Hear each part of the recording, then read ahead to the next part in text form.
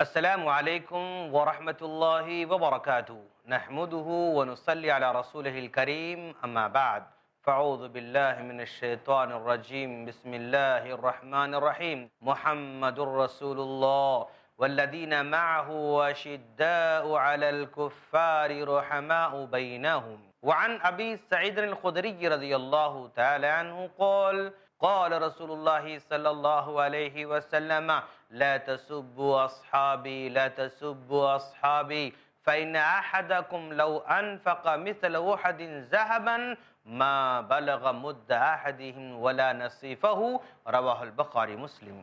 ناظرین، تمام تعریفیں اس اللہ رب العالمین کے لیے لائق اور زیبا ہیں جو ہم تمام کا خالق ہے، مالک ہے، رازق ہے۔ لاکھوں درود و سلام ہو جناب محمد رسول اللہ صلی اللہ علیہ وسلم پر کہ جن کو ہادی بنا کر، مبشر بنا کر ہم تمام کی طرف مبعوث فرمایا۔ ناظرین، آج ہم جس ٹاپک پر بات کرنے جا رہے ہیں، ہمارا ٹاپک ہے عظمت صحابہ، صحابہ کرام کی عظمت۔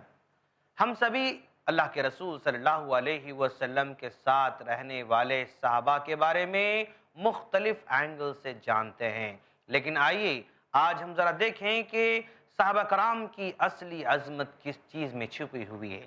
سب سے پہلے ہم یہ جانیں گے کہ صحابی کس کو کہتے ہیں۔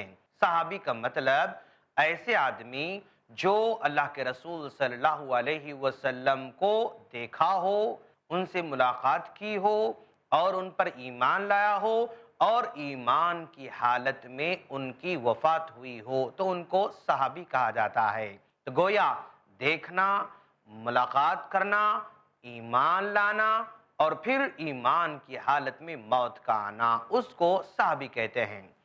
اب صحابی کے بارے میں اللہ تبارک و تعالی عجیب طرح کی تعریف فرماتا ہے۔ اللہ تبارک و تعالی ان کی صفت بیان فرماتا ہے، فَإِنْ آمَنُوا بِمِثْلِ مَا آمَنْتُمْ بِهِ فَقَدِ اهْتَدَوْا۔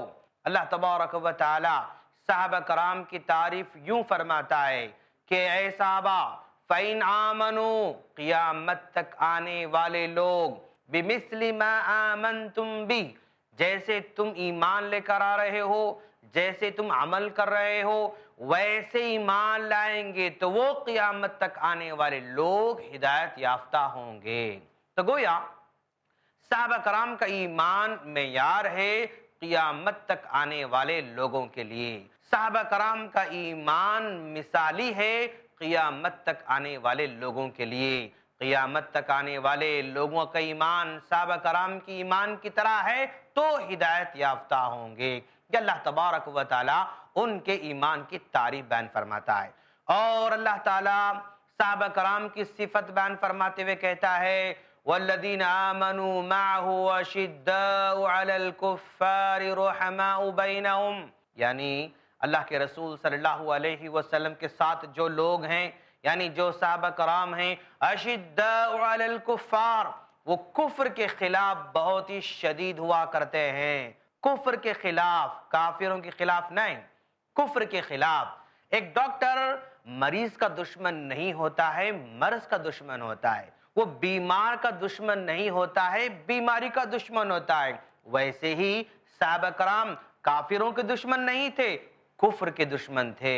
وَالَّذِينَ آمَنُوا مَعَهُ أَشِدَّاءُ عَلَى الْكُفَّارِ رُحَمَاءُ بَيْنَهُمْ، اور یہ ایک دوسرے میں بہت ہی رحم کرنے والے تھے، نرم مزاج تھے، احسان کرنے والے، حسن سلوک کرنے والے تھے۔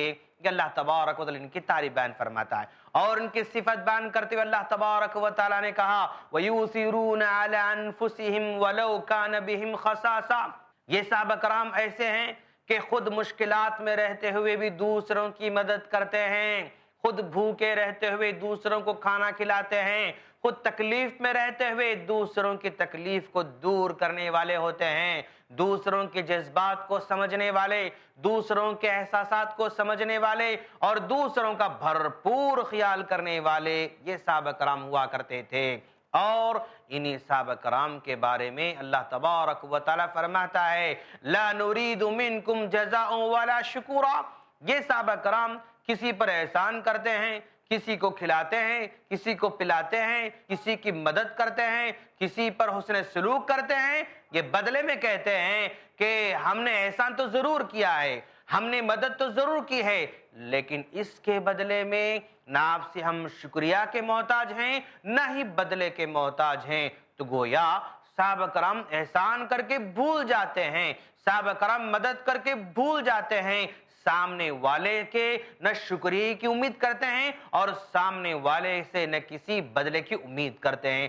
یہ صحابہ کرام تھے، اور ایسے صحابہ کرام کے بارے میں اللہ تبارک و تعالیٰ نے اپنی رضامندی کا اعلان کر دیا، رضی اللہ عنہ ورضوا عنہ، اللہ ان سے راضی ہو گیا ہے اور یہ اللہ سے راضی ہو گئے ہیں۔ تو اس سے بڑی خوش نصیبی کی علامت اور کیا ہو سکتی ہے دوستو، کہ جسے اللہ راضی ہو جائے اور اللہ اپنی رضامندی کا اعلان کر دے، رضی اللہ عنہم، اللہ اعلان کر رہا ہے کہ ہم ان سے راضی ہیں، وَرَضُوا عَنْهُ، اور یہ بھی اللہ تبارک و تعالیٰ سے راضی ہیں۔ تو گویا اللہ تبارک و تعالیٰ نے اپنی رضامندی کی سرٹیفکیٹ دے دیا، ان کی کامیابی کے سرٹیفکیٹ دنیا کے اندر دے چکا ہے۔ جہاں اللہ تبارک و تعالیٰ نے صحابہ کرام کی کامیابی کی سرٹیفکیٹ دے دی، وہیں پر پیارے نبی صلی اللہ علیہ وسلم نے بھی اپنے صحابہ کرام کی یوں تعریف فرمائی ہے، وَعَنْ أَبِي سَعِيدٍ الْخُدْرِيِّ رضی اللہ تعالی عنہ قال، یہ بخاری مسلم کی روایت ہے، راوی اس حدیث کے حضرت ابو سعید خدری رضی اللہ تعالی عنہ ہیں، وہ کہتے ہیں کہ اللہ کے رسول صلی اللہ علیہ وسلم نے فرمایا، لا تسبوا اصحابی، لا تسبوا اصحابی، لوگو تم میرے صحابہ کو برا بھلا نہ کہو، میرے ساتھیوں کو برا بھلا نہ کہو، فَإِنَّ أَحَدَكُمْ لَوْ أَنفَقَ مِثْلَ أُحْدٍ ذَهَبًا، اگر تم میں کا کوئی آدمی احد پہاڑ کے برابر سونا بھی خرچ کر دے، ما بلغ مد احدہم ولا نصیفہ، تو میرے صحابہ نے جو اللہ کی راہ میں اگر ایک مد بھی خرچ کیا ہوگا نا، اس کے برابر بھی نہیں ہو سکتا ہے۔ ایک مد تو دور کی بات، آدھا مد جو میرے صحابہ نے اللہ کی راہ میں خرچ کیا ہے، اس کے برابر احد کے پہاڑ کے برابر سونا بھی خرچ کرو گے تو نہیں پہنچ پاؤ گے۔ اتنا بڑا رتبہ صحابہ کرام کا ہے۔ قیامت تک آنے والے لوگوں میں سے احد پہاڑ کے برابر بھی خرچ کر دے، تب بھی صحابہ کرام کے ایک مد اناج کے برابر بھی نہیں پہنچ پائیں گے، آدھے مد اناج کے برابر بھی نہیں پہنچ پائیں گے۔ یہ صحابہ کرام کی عظمت ہے دوستو، اور یہ صحابہ کرام کی عجیب محبت ہے اللہ کے رسول صلی اللہ علیہ وسلم سے، عجیب چاہت ہے اللہ کے رسول صلی اللہ علیہ وسلم سے۔ وَأَنْ عَائِشَةَ رضی اللہ تعالی عنہ قالت، اما عائشہ صدیقہ رضی اللہ تعالی کہتی ہیں، جاء رجل الى النبی صلی اللہ علیہ وسلم، ایک مرتبہ اللہ کے رسول صلی اللہ علیہ وسلم بیٹھے ہوئے ہیں، اتنے میں ایک صحابی آئے، آ کر کہا، یا رسول اللہ، اے اللہ کا رسول، اِنَّكَ لَا حَبُّ إِلَيَّ مِن نَفْسِي، اے اللہ کا رسول آپ کی ذات مبارکہ میری جان سے زیادہ پیاری ہے، وَإِنَّكَ لَأَحَبُّ إِلَيَّ مِنْ أَهْلِي، اور آپ کی ذات مبارکہ میرے پاس میرے گھر والوں سے زیادہ پیاری ہے، وَإِنَّكَ لَأَحَبُّ إِلَيَّ مِنْ مَالِي، اور آپ کی ذات مبارکہ میرے پاس میرے مال سے زیادہ پیاری ہے۔ کیا بات کہتے ہیں صحابی، آپ کی ذات مبارکہ میرے مال سے زیادہ پیاری، آپ کی ذات مبارکہ میرے گھر والوں سے زیادہ پیاری، آپ کی ذات مبارکہ خود میری جان سے بھی زیادہ پیاری ہے۔ وَإِنِّي لَأَكُونُ فِي الْبَيْتِ، کبھی کبھی میں گھر میں بیٹھا ہوا رہتا ہوں، کبھی کبھی میں گھر میں بیٹھا ہوا رہتا ہوں، أَذْكُرُكَ، گھر میں بیٹھے بیٹھے آپ کی یاد آ جاتی ہے، جیسے ہی آپ کی یاد آتی ہے، فَمَا أَصْبِرُ، میں گھر میں بیٹھ نہیں پاتا ہوں، چین سے گھر میں بیٹھ نہیں پاتا ہوں، حَتَّى آتِيَكَ فَأَنْظُرُ إِلَيْكَ، دوڑتے دوڑتے آپ کے پاس آتا ہوں اور آپ کو دیکھ لیتا ہوں تو سکون محسوس ہوتا ہے۔ عجیب صحابہ کرام کی محبت ہے، کہہ رہے ہیں میں گھر میں بیٹھا ہوا رہتا ہوں، مال ہے، دولت ہے، بیوی ہے، بچے ہیں، نعمتیں، سب کچھ ہے، اس کے باوجود جب آپ کی یاد آتی ہے نا، گھر میں بیٹھ نہیں پاتا ہوں، دوڑتے دوڑتے آپ کے پاس آتا ہوں اور آپ کو دیکھ لیتا ہوں تو سکون محسوس ہوتا ہے۔ وَإِنِّي لَأَكُونُ بِالْبَيْتِ، اور کبھی کبھی اپنے گھر میں بیٹھا ہوا رہتا ہوں، اذکر موتی و موتک، اے اللہ کے رسول گھر میں بیٹھے بیٹھے مجھے میری اور آپ کی موت یاد آ جاتی ہے۔ گھر میں بیٹھے بیٹھے مجھے میری اور آپ کی موت یاد آ جاتی ہے۔ دیکھا آپ نے، ذرا رک کر غور کریں، صحابی کا عقیدہ ہے کہ مجھے میری اور آپ کی موت یاد آتی ہے، تو گویا صحابی سمجھ رہے ہیں کہ اللہ کے رسول بھی مرنے والے ہیں، اللہ کے رسول کو بھی موت آنے والی ہے۔ یہ صحابہ کرام کا عقیدہ تھا۔ میں میری موت کو اور آپ کی موت کو یاد کرتا ہوں، اور پھر اس کے بعد ذکرت، اور مجھے معلوم ہے انک اذا دخلت الجنت رفعت مع النبیین، جب آپ انتقال کر جائیں گے جنت کے سب سے بڑے بالا خانے میں آپ رہیں گے، سب سے اونچے مقام پر رہیں گے، سب سے اونچے درجے میں آپ رہیں گے۔ وَإِنِّي دَخَلْتُ الْجَنَّةَ، اور جب میں جنت میں داخل ہو جاؤں گا، خشیت اللہ راک، اے اللہ کا رسول ڈر لگتا ہے مجھے اس بات پر کہ آپ سب سے اونچے مقام پر رہیں گے اور اتنے اونچے مقام پر ہم نہیں پہنچ پائیں گے، اور آپ کا دیدار جنت میں ہوگا یا نہیں، یہ سوچ کر ڈرتا رہتا ہوں۔ اور ایک روایت کے مطابق صحابی کہتے ہیں کہ میں روتا ہوں دنیا میں، جب آپ کی یاد آ جاتی ہے تو میں دوڑتے دوڑتے آتا ہوں، دیکھ لیتا ہوں، سکون محسوس ہوتا ہے۔ یہ معاملہ جنت میں کیسے رہے گا؟ وہاں پر ہماری ملاقات ہوگی یا نہیں؟ وہاں آپ کا دیدار ہم کو نصیب ہوگا یا نہیں؟ یہ صحابی کی تڑپ ہے، یہ صحابی کی فکر ہے۔ جواب میں فسکت رسول اللہ صلی اللہ علیہ وسلم، اللہ کے رسول صلی اللہ علیہ وسلم خاموش ہو جاتے ہیں۔ کیوں؟ اس اندیشے کا جواب اللہ کے رسول صلی اللہ علیہ وسلم کے پاس نہیں تھا۔ اللہ نے اس سلسلے میں کسی قسم کی وحی نازل نہیں فرمائی تھی۔ فسکت رسول اللہ صلی اللہ علیہ وسلم، نبی خاموش ہو جاتے ہیں، اور نبی وَمَا يَنْتِقُ عَنِ الْهَوَىٰ إِنْ هُوَ إِلَّا وَحْيٌ يُوحَىٰ، نبی جب تک آپ پر وحی نازل نہیں ہوتی ہے اس وقت تک کچھ نہیں کہتے ہیں۔ یہ نبی کی شان ہے۔ اللہ اکبر، جب تک وحی نازل نہیں ہوتی ہے اس وقت تک کچھ نہیں کہتے ہیں۔ حتی نزل جبریل بہذه الآیہ، یہاں تک کہ حضرت جبریل علیہ السلام آیت لے کر نازل ہوتے ہیں۔ وَمَن يُطِعِ اللَّهَ وَرَسُولَهُ فَأُولَٰئِكَ مَعَ الَّذِينَ أَنْعَمَ اللَّهُ مِنَ النَّبِيِّينَ وَالصِّدِّيقِينَ وَالشُّهَدَاءِ وَالصَّالِحِينَ وَحَسُنَ أُولَٰئِكَ رَفِيقًا۔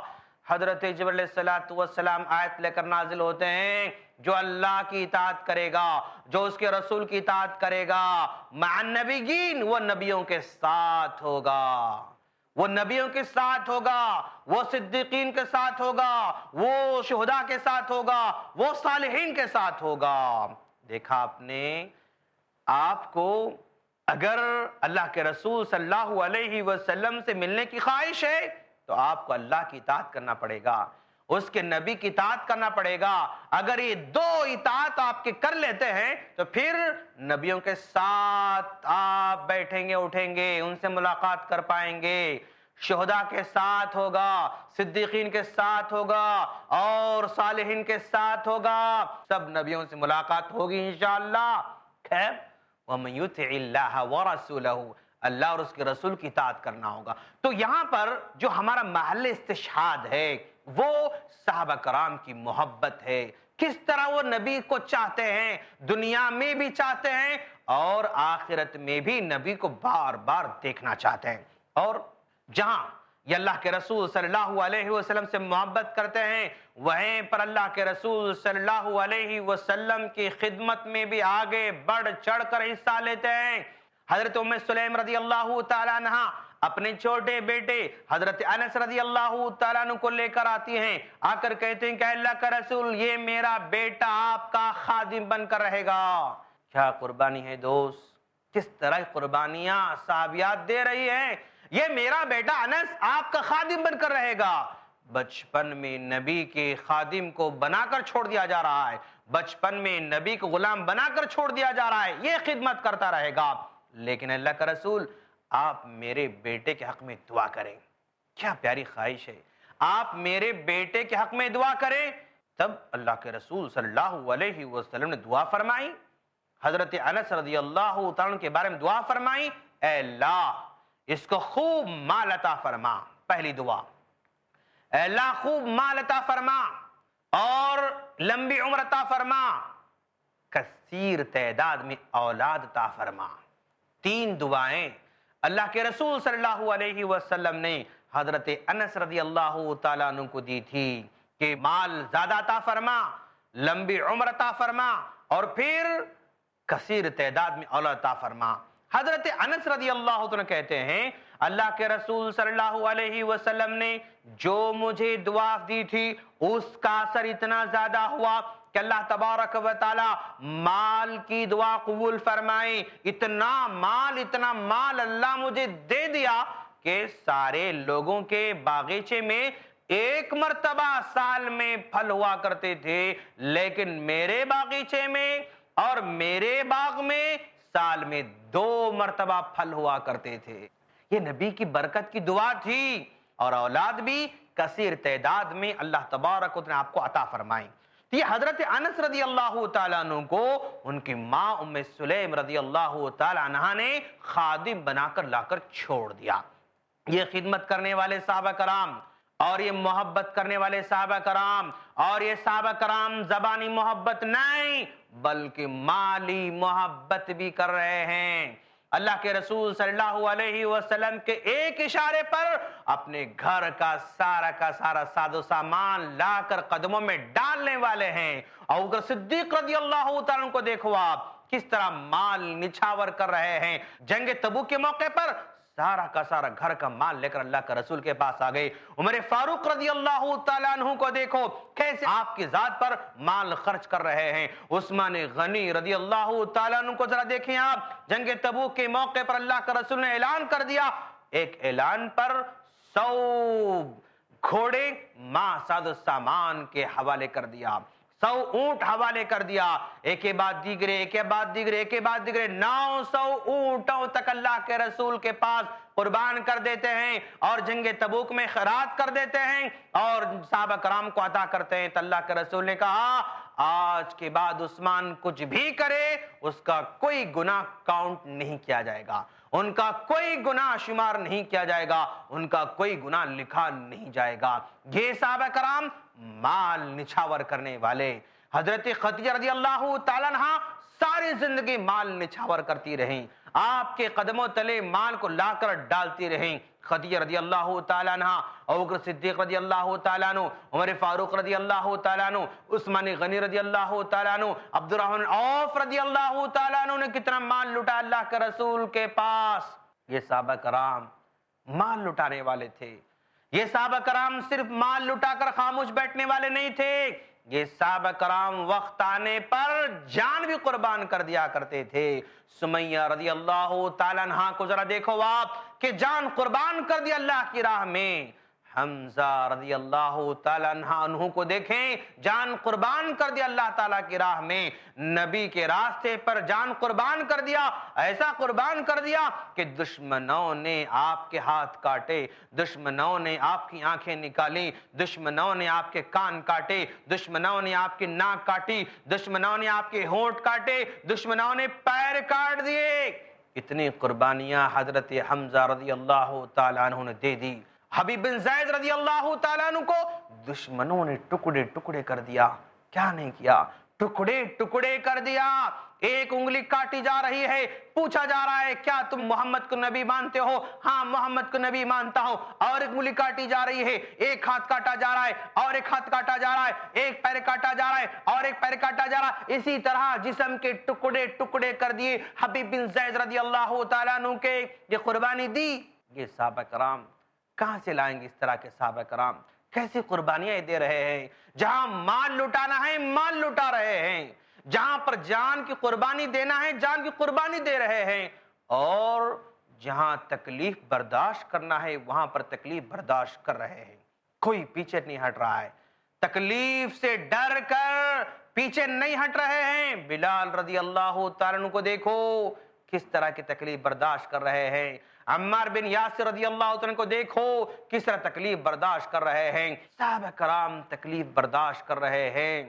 یہ صحابہ کرام ایسے کہ بے غرض محبت کر رہے ہیں, بے لوث محبت کر رہے ہیں, بلا کسی معاوضے کی محبت کر رہے ہیں. یہ صحابہ کرام اللہ کے رسول صلی اللہ علیہ وسلم کے ساتھ ہیں. نبی سے کوئی مال کی امید نہیں ہے, نبی سے کوئی منصب کی امید نہیں ہے, نبی سے کوئی عزت کی امید نہیں ہے, نبی سے کسی دولت کی امید نہیں ہے, کوئی امید نہیں. ہم کس سے محبت کرتے ہیں؟ جس کے پاس مال ہو اس سے محبت کرتے ہیں, جس کے پاس منصب ہو اس سے محبت کرتے ہیں, جو پارٹی رولنگ میں اس سے محبت کرتے ہیں, جو مال والا ہے اس سے محبت کرتے ہیں. کیوں؟ اس سے کچھ امید ہوتی ہے, کچھ امید لا کر رکھتے ہیں. لیکن یہاں نبی کے ساتھ کسی قسم کی امید ہی نہیں تھی. اگر ایمان لانے کا مطلب تکلیف میں ڈالنا, ایمان لانے کا مطلب زخم کھانا, ایمان لانے کا مطلب جان لٹانا, ایمان لانے کا مطلب مال لٹانا, ایمان لانے کا مطلب دھوپ میں لیٹنا, ایمان لانے کا مطلب کوئلے پہ لیٹنا, ایمان لانے کا مطلب اپنے جسم پر بڑے بڑے چٹانوں کو اٹھانے کا تھا, اس کے باوجود بھی ایمان لے کر آئے صحابہ کرام بے غرض محبت. اللہ کے رسول صلی اللہ علیہ وسلم کے جانے کے بعد یہ کیسے بے لوث ہے, کس طرح خدمت کر رہے ہیں. انصار کہہ رہے ہیں کہ ہم میں کا امیر بنے گا, خلیفہ بنے گا. مہاجر کرے ہم میں خلیفہ بنے گا. لیکن جب حدیث سنائی جاتی ہے تو انصار اپنے اس مدعے کو دستبردار ہو جاتے ہیں. ٹھیک ہے ہم خلیفہ نہیں بنیں گے, مہاجرین میں سے خلیفہ بنیں گے, قربان ہو جاتے. حقیقت کا اعتراف, اللہ کے رسول صلی اللہ علیہ وسلم انتقال کر گئے. عمر فاروق رضی اللہ تعالیٰ نے کہا اگر کوئی کہتا ہے کہ محمد مر چکے ہیں گردن اڑا دوں گا. لیکن جیسے ہی ابوبکر صدیق رضی اللہ تعالیٰ عنہ نے آیت سنائی فوراً تسلیم کر لیا کہ ہاں نبی انتقال کر چکے ہیں. حقیقت کا اعتراف, محبت بے لوث, قربانیاں بے لوث, یہ خلیفہ بن جاتے ہیں تو بھی بے لوث. عمر فاروق رضی اللہ تعالیٰ عنہ کیا نہیں کیا اپنی خلافت میں, کتنی خدمت کی, غریبوں کی خدمت کی, بڑھیا کی خدمت کی, دودھ بیچنے والی عورت کی بیٹی کو بہو بنایا, اور ایک آدمی کی بیوی کی ڈیلیوری ہو رہی تھی, وہاں پر کوئی مدد کرنے والا نہیں تھا, اپنی بیوی کو لے کر گئے اور وہاں پر خدمت کروایا. کیا نہیں کیا انہوں نے, کیسی محبت کی, کیسے چاہت تھی. اور یہ جہاں صحابہ کرام محبت کرنے والے, پیروی کرنے والے, قربانیں دینے والے, وہیں صحابیات بھی ہر طرح قربانیں دینے والے. صحابی کہتے ہیں اللہ کے رسول صلی اللہ علیہ وسلم پاس ایک خاتون آئی, ان کے گود میں بچہ تھا, گود میں بچہ ہے اور اس بچی کے ہاتھ میں 2 موٹے موٹے سونے کے کنگن ہیں. تو اس وقت اللہ کا رسول نے کہا کیا تم زکوٰۃ کا مال نکالتی ہو؟ خاتون نے کہا لا یا رسول اللہ, اللہ کا رسول میں تو نہیں نکالتی ہوں. تو آپ نے کہا کیا تمہیں اس بات سے خوشی ہوگی کہ تمہارے بچی کے ہاتھوں کے کنگن کی زکوٰۃ نہ نکالنے کی وجہ سے کل قیامت کے دن آگ کے کنگن پہنائے جائیں؟ اتنا سننا تھا, صحابیہ نے اپنی بیٹی کے ہاتھوں کے موٹے موٹے سونے کے کنگن نکال دیا, اللہ کا رسول کے سامنے رکھتے ہوئے کہا ہما للہ ولرسولی, یہ کنگن اللہ اور اس کے رسول کی خدمت پیش کر رہی ہوں. کتنا جذبہ ہے, کس قدر جذبہ ہے صحابہ کرام کا. اسی لیے اللہ کہتا ہے فَإِنْ آمَنُوا, قیامت تک آنے والے لوگوں کا ایمان, ان کا عمل, ان کا طریقہ, ان کا عقیدہ اگر ان صحابہ کرام کے ایمان کی طرح, عقیدے کی طرح ہوگا تو ہدایت یافتہ ہوں گے. ہمارا ایمان الگ, ہمارا عقیدہ الگ, ہماری سوچ الگ, ہماری فکر الگ, ہمارا سلوک الگ, صحابہ کرام سے کچھ ملتا جلتا ہی نہیں ہے, تو پھر ہدایت کی امید رکھنا بیکار ہے دوستو. اس لیے ہر قدم پر صحابہ کرام کی پیروی کرنا ہے, ہر قدم پر صحابہ کرام کو مثالی طور پر بنانا ہے, اور ہم صحابہ کرام کی زندگی کو اپنی زندگی میں لانے کی ضرورت ہے. صرف کتابوں میں نہیں, صرف بیانوں میں نہیں, صرف خطابوں میں نہیں, اور صرف ہمیں بولنے میں نہیں, زندگی میں لانے کی ضرورت ہے. ہم مرتے دم تک صحابہ کی مثال دیتے رہتے ہیں, لیکن حقیقت میں صحابہ کرام کی زندگی کو, ان کے اعمال کو, ان کے طریقے کو اپنی زندگی لانا پسند نہیں کرتے ہیں. لانے کی ضرورت ہے. زبانی دعوے کے مقابلے میں, زبانی بولنے کے مقابلے میں زندگی پیدا کرنے کی ضرورت ہے. ہمارے چھوٹے چھوٹے بچوں کو صحابہ کرام کی زندگی سنانے کی ضرورت ہے. صحابہ کی طرح ایماندار بنانے کی ضرورت ہے، صحابہ کی طرح تاجر بنانے کی ضرورت ہے، صحابہ کی طرح مالدار بنانے کی ضرورت ہے، صحابہ کی طرح شوہر بنانے کی ضرورت ہے، صحابہ کی طرح چاچا بننے کی ضرورت ہے، اور صحابہ کی طرح نقش قدم پر چلنے کی ضرورت ہے۔